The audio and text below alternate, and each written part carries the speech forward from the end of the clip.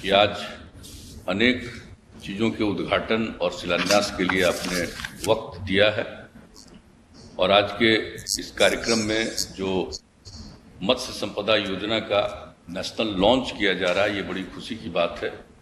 और इसके अलावा बिहार की कई योजनाओं का भी आपने उद्घाटन और शिलान्यास का समय दिया है, इसके लिए हृदय से आपको बहुत बहुत धन्यवाद देता हूँ। और आज के इस कार्यक्रम में हमारे बिहार के महामहिम राज्यपाल उपस्थित हैं, हमारे माननीय उप मुख्यमंत्री जी उपस्थित हैं, बिहार विधानसभा के माननीय अध्यक्ष उपस्थित हैं। इसके अलावा केंद्र सरकार के पशु एवं मत्स्य पालन पशुपालन विभाग के माननीय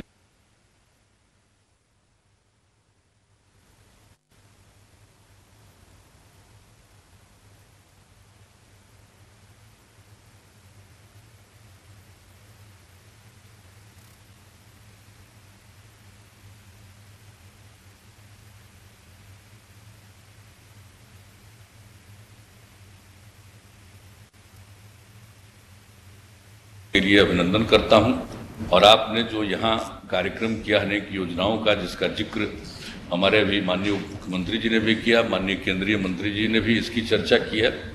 मैं उस बात को दोहराना नहीं चाहता हूं, क्योंकि हम सब लोग आपको सुनना चाहते हैं। और जो कुछ भी हुआ, मैं विशेष रूप से सबके लिए तो धन्यवाद देता ही हूँ, लेकिन ये जो पूर्णिया में मरंगा में सीमेंट स्टेशन का उद्घाटन किया जा रहा है, इसी का शिलान्यास 12 मई 2018 को हम लोगों ने किया था।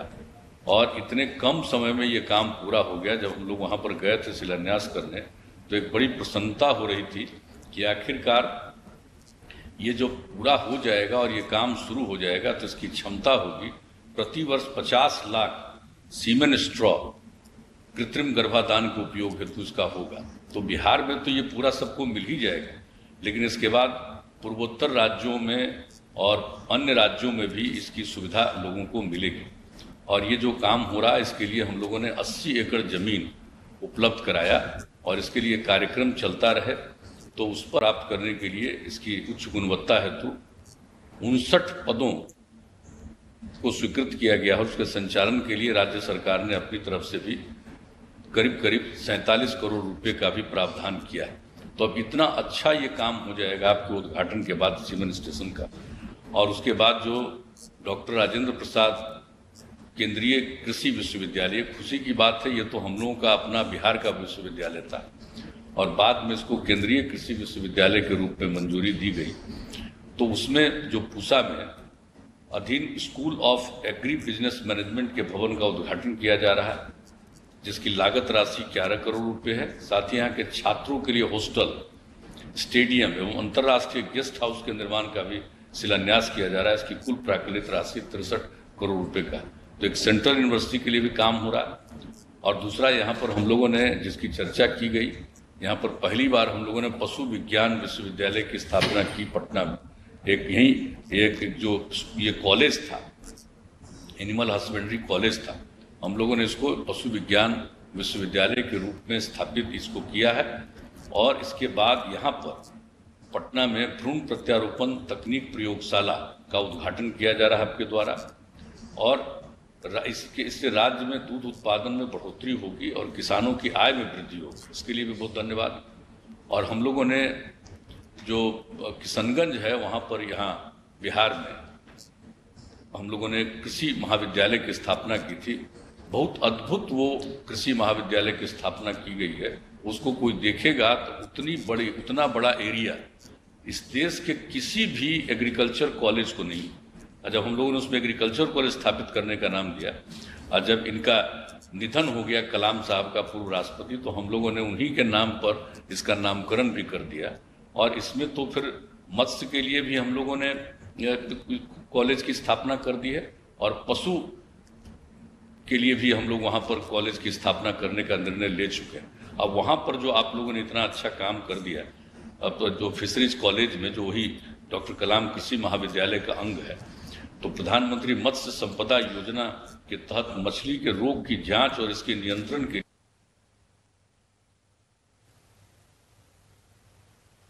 सबकी चर्चा की गई। ये बहुत प्रसन्नता का विषय है और आपको इस बात की जानकारी होगी ही हम लोगों ने बिहार के बारे में तो इन्होंने बता दिया, पशु एवं मत्स्य संसाधन विभाग के बारे में हमारे माननीय उप मुख्यमंत्री जी ने, लेकिन यहाँ कृषि के क्षेत्र में भी कोई हाल नहीं था। आजकल तो कुछ लोग बोलते रहते हैं। हम लोगों को बिहार के लोगों ने काम करने का मौका दिया, और जो बिहार में हम लोगों ने काम किया है तो बिना काम को देखे कुछ से कुछ लोग बोलते रहते हैं। जो कृषि का क्षेत्र था और बिहार की जो आबादी है, माननीय प्रधानमंत्री जी, 89% आबादी हम लोगों के लोग गांव में रहते हैं। इतना बड़ा राज्य माना जाता है, इसका 89% आबादी गांव में और 76% आबादी कृषि और इससे जुड़े हुए अन्य चीजों पर निर्भर है। इसलिए हम लोगों ने उनके उत्थान के लिए यहाँ बहुत आकलन और अध्ययन किया। और हमारे अभी उप मुख्यमंत्री जी, यहाँ पर तो कोई जानता ही नहीं था मछली वगैरह के उत्पादन के लिए, कुछ नहीं होता था, अपने आप जितना हो गया हो गया।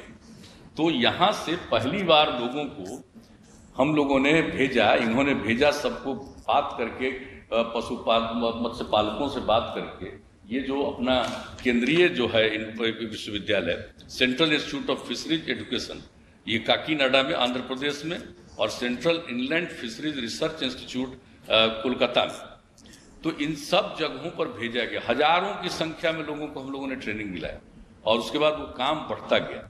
और इसके बाद तो आपको पता ही है, हम लोगों ने कृषि रोड मैप की स्थापना की। पहला रोड मैप 2008 से 12 तक, फिर 12 से 17 दूसरा कृषि रोड मैप, और तीसरा कृषि रोड मैप 17 से 22 के लिए चल रहा है।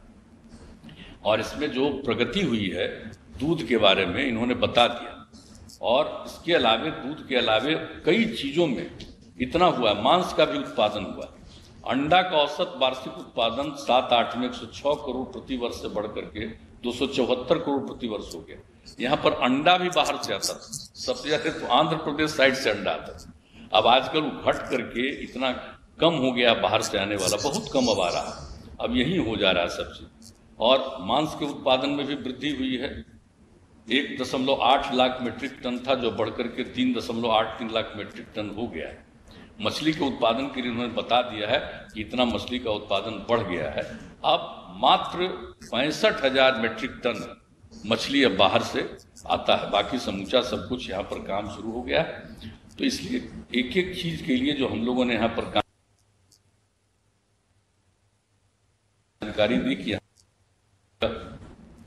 भेजा गया और किस तरह से हम लोगों ने यूनिवर्सिटीज वगैरह की स्थापना की और इसके अलावे कॉलेजेस की और स्थापना की। और उन्होंने बता दिया कि जब हम लोग देखते थे कि एग्रीकल्चर से और ये पशुपालन से लोग चले जाते थे, स्टूडेंट बहुत रहते नहीं थे, तब हम लोगों ने पहली बार तय किया और हर स्टूडेंट को, हर छात्र 2,000 रुपया प्रति माह और 6,000 रुपया हम लोग देते हैं उन लोगों को किताब वगैरह खरीदने। तो उसके बाद से सब सारे स्टूडेंट रहने लगे। तो ये किस तरह से काम हुआ है, और हम लोगों की तरफ से जो कुछ भी हो रहा है वो तो काम हम लोग करने की कोशिश कर ही रहे। एक जो सबसे अच्छी बात है यहाँ के लिए, जो आप लोगों ने योजना शुरुआत की है, उसको और वृद्धि मिलेगी।